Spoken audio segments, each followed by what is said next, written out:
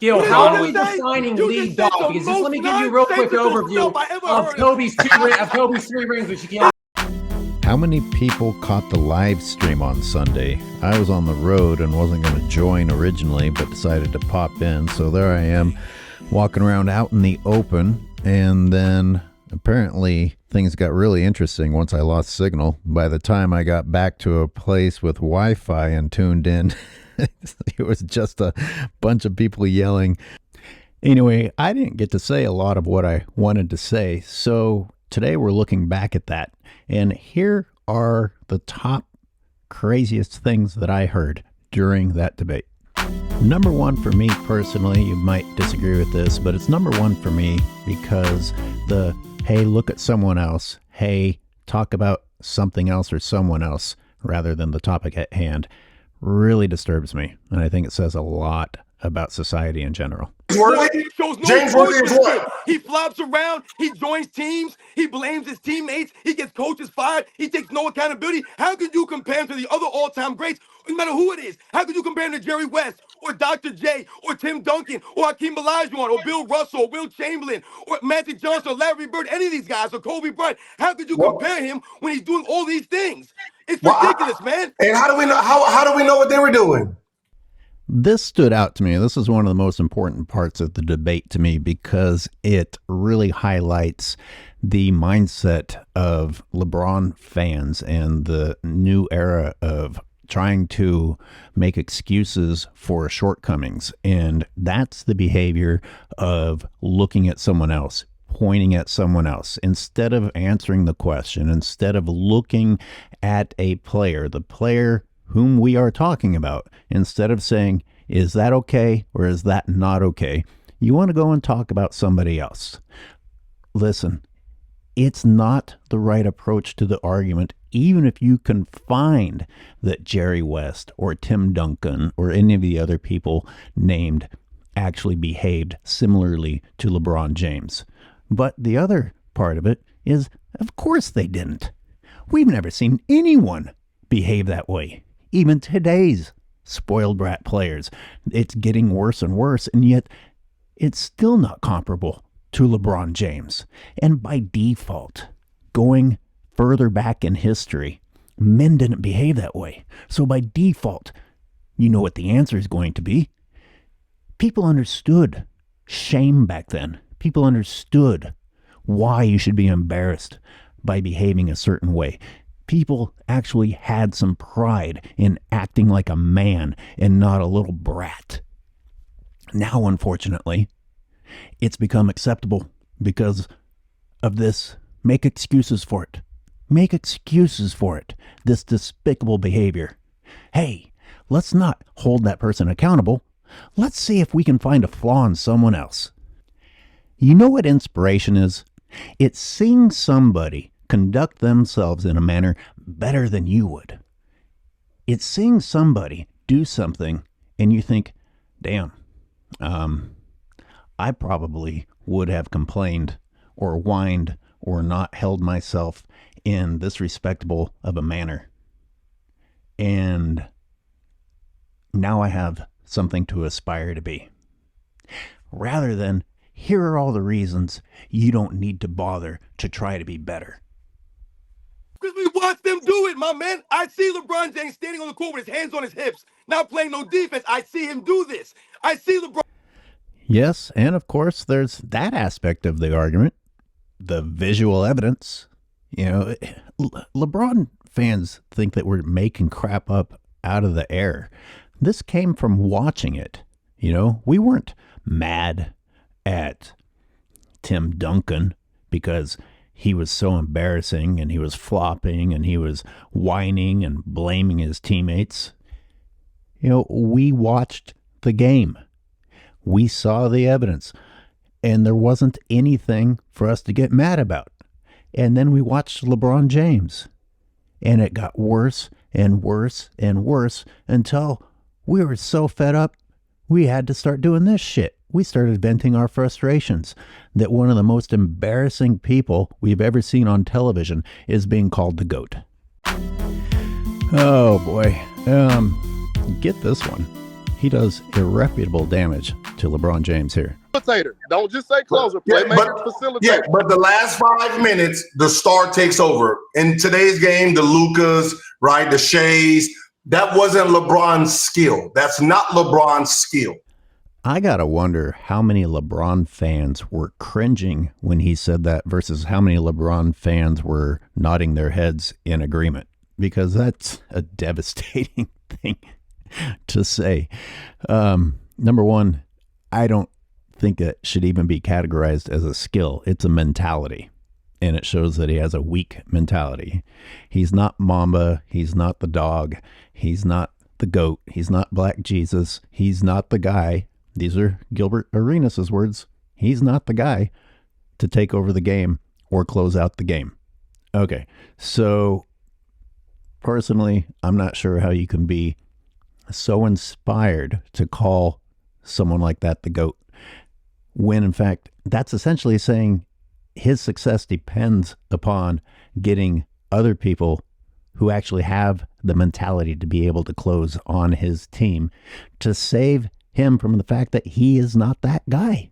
Yes, you can have other skills. You can bring other things to the table other than being the closer, but not being the GOAT debate. One of the few times that my audio came through was right after Gilbert Arenas had been making excuses for LeBron James based on LeBron James's age and maturity. He was too young to have these things expected of him. Okay. How old was Michael Jordan with his heroics in North Carolina? How old was Michael Jordan leading the NBA Olympic team before he was even a professional basketball player? But that wasn't the real point. So you want to penalize LeBron James as a 25-year-old losing to the Boston Celtics, and Kobe at 30 is destroying them. His greatness is capped off because of the immaturity of it. When LeBron had to beat a 1 year and a 2 year Tatum and Brown. Say it again?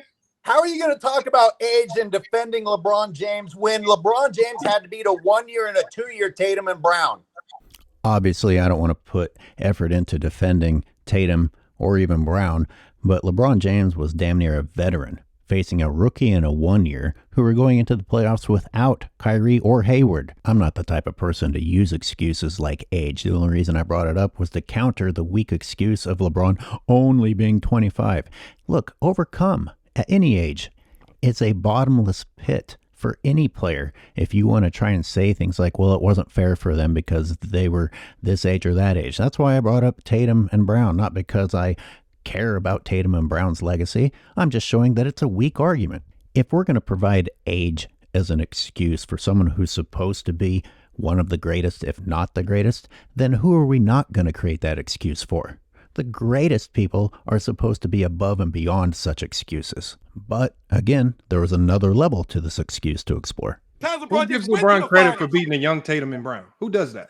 LeBron fans. Oh, LeBron. Everybody says the East was weak. weak. Been acting dumb the No, whole wait. Everybody says, everybody can agree that a lot of those years, the East was kind of soft around that time. And Brian got to the finals in the soft East. We can agree to that. Was the toughest he got. Nobody runs around saying that LeBron beat up on a young Tatum and Brown. Nobody says that. Wrong. That is just not true. First of all, the Tatum and Brown example was just one of many examples I could have used to help show how embarrassingly soft the East was. And number two, LeBron fans do say that. Number three, LeBron fans like to brag about how many times LeBron went to the finals. How can you brag about that if, in fact, you think those trips to the finals were easy? You got to include LeBron fans when you say nobody, because LeBron fans say exceptionally stupid things. And if this LeBron fan doesn't agree with other LeBron fans, that's one thing. But to say that they don't say these things is simply untrue. In fact, an example of just the almost insanity of LeBron fans is when they actually compared Michael Jordan not being able to beat Larry Bird's legendary 1986 Celtics team and said, look, LeBron could beat the Celtics. I mean, they took teams from different decades and cherry-picked when LeBron was able to beat the Celtics versus when Jordan wasn't able to beat the Celtics, and they thought that they were making a good point. This is the mentality of LeBron fans. They say these things. This is how dumb those people are. I mean, every breath they take is truly a wasted resource. Number two, they do say this in a different way, because LeBron fans like to brag about LeBron James making it to the finals X number of times. They don't want to talk about what happened once he got to the finals. They want to talk about the fact that he got to the finals. And yet here are two LeBron defenders admitting that the East was a joke. That the East was a joke. How can you be proud of making it to the finals when your path to the finals was a joke? You know what else you can't divorce from this same argument? Are the LeBron fans claiming that LeBron faced tougher competition. If you admitted that LeBron was in a weaker conference, how can he simultaneously face tougher competition? If you admit that his path to the finals was easy, how could he have faced tougher competition? Unless the only tough competition that you're counting was when he finally faced it, getting to the finals. And I've got to add emphasis to this by reminding people that not only was the East already weak, but in that weak East, LeBron then went and plucked two of the top players in the East in order to team up and try and beat that weak East. That's embarrassing. Maybe FYF and Gilbert don't go around saying that LeBron's 10 trips to the finals or the 8 consecutive trips argument also. Remember, you've got variations on this. You've got the 10 total or the 8 consecutive arguments being made by LeBron apologists. Show that he's the greatest. Maybe they don't say that, but I'm willing to bet that it's come out of their mouths at some point in time. But whether they've said it or not, it is an argument from the LeBron side. In fact, it's one of their biggest arguments. So don't pretend like it's common knowledge. Don't pretend that it's accepted across both sides of the argument that the East was weak. In any case, you LeBron fans that love that Gilbert Arenas and FYF make excuses for LeBron James, never forget what they said here today about the weak Eastern Conference. And also don't forget what else Gilbert Arenas said. Listen. LeBron's first championship was some bullshit. The NBA gave him that. If you didn't catch that, go ahead and play it again. LeBron's first NBA championship was some bullshit. The NBA gave him that. Never forget, out of Gilbert Arenas' mouth. Okay, what's next? I'm the only person that has all the rings that I got okayed by Kobe Bryant for the 5 rings. So, did you hear the dumbfounded silence of the entire panel? I mean, that's genuine confusion. What is he showing us? Gilbert Arenas didn't win anything. What rings are these? Let me tell you something. When I got back to the hotel room, my girlfriend was like, there's this guy named Gilbert Arenas on and everybody's yelling. You should get back on there. And she said, who's Gilbert Arenas? And I said, exactly. That was mean. I'm sorry, Gilbert Arenas, but don't hold up rings when we have to try and figure out what those rings even are. Do you hang out with those on? Is that how you sit around your house? This is confusing to someone like me because I've never bought into wearing jewelry. I don't need to decorate myself in order to justify who I am. I'm happier being covered in dirt, being covered in leaves and soil and the earth. I don't need anyone to think about me based upon what I'm wearing. That can't be comfortable, can it? That's another reason I don't wear things. I'd rather not wear clothing at all, to be honest. You're hanging out with a ring on every finger? That's got to get annoying. Or did you put those on just for us? Did you put those on for a bunch of nobody YouTubers? So that we could wonder where the fuck those rings came from? One can be one. Two, one can be 100. Two can be 89. There it is again. Dumbfounded silence. What is happening? What is he saying? That's just where two is. 89. Who's saying two is 99? Oh, man. The fact that you're yelling does not make this a good point or even make it make sense. But you know, it is funny. Is FYF was complaining that other people were talking too much. Man, those two guests got the floor almost the entire second half of this panel. I mean, you never got to hear me say a damn thing. What did I get in 10 words? Oh, wait, here's a few of my words, my 10 words that I got in. Said earlier, accomplish more things not related to statistics as far as winning, style of play, and the fear factor. What year did you guys consider Jordan ready to win? Can you answer the goddamn question? I'm asking a question because you're comparing. You asked the question. You're comparing.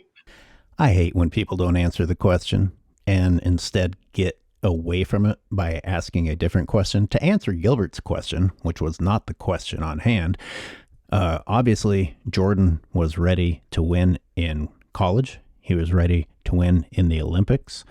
And it was obvious that he was a winner and he was the primary force on the Bulls on their way to winning and while they were winning.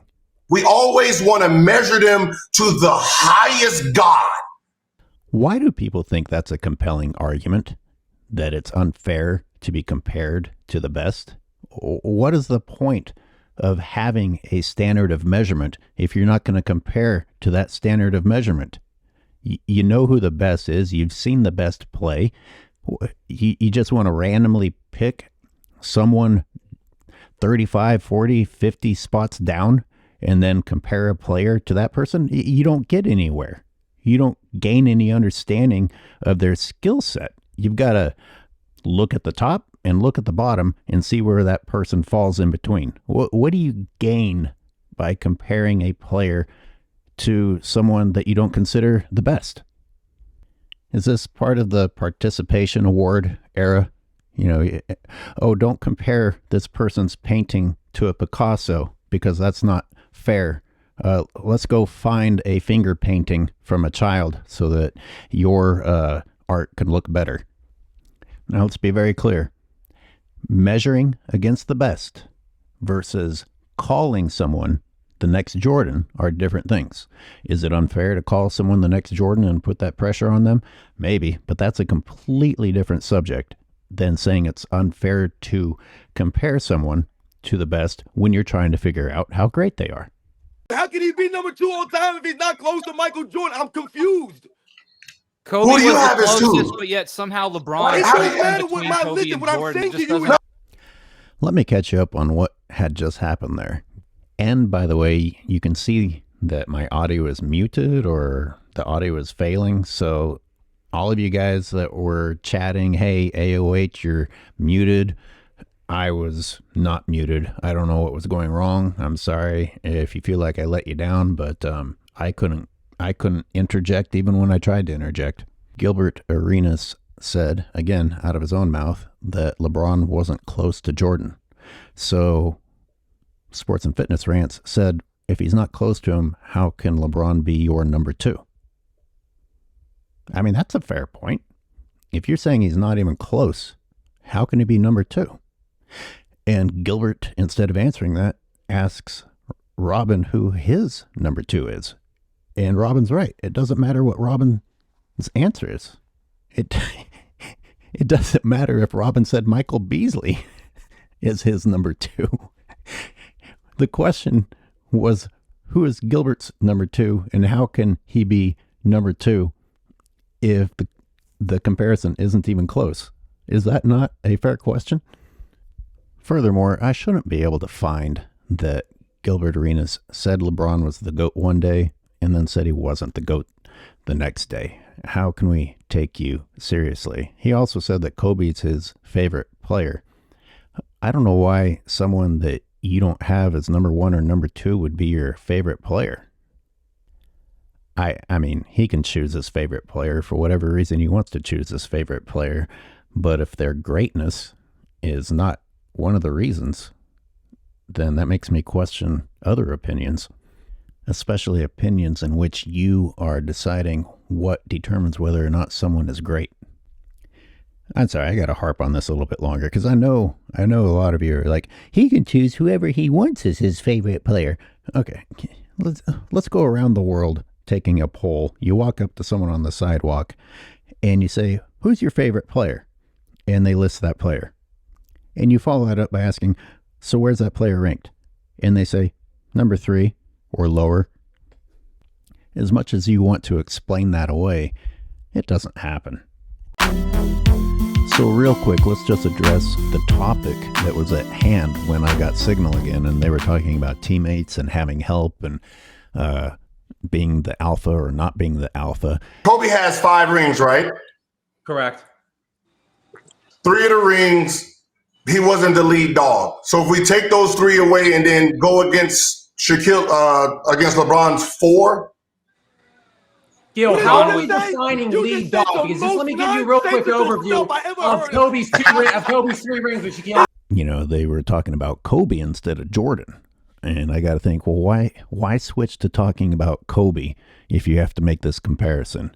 Because whether you're a huge Kobe fan or not a Kobe fan, if you consider Shaquille O'Neal compared to any of Jordan's teammates, you know, maybe you love Scottie Pippen, maybe you don't love Scottie Pippen, but there wasn't ever a time where Scottie Pippen carried Michael Jordan, or you could even argue that Scottie carried Michael Jordan.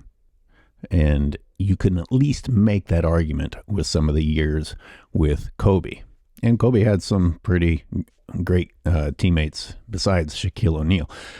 I don't want to go down a rabbit hole talking about Kobe Bryant and his teammates. I'm just saying, why switch to Kobe if you're trying to make a point about this? The more clear point would be to talk about Michael Jordan. If you want to say, hey, clearly Jordan was the alpha and LeBron wasn't the alpha of his own team. If you're going to have that discussion, switching to Kobe makes it easier for LeBron fans to make their point. This is Monday morning quarterbacking. Admittedly, it's not really fair to come on and make points after the debate is over.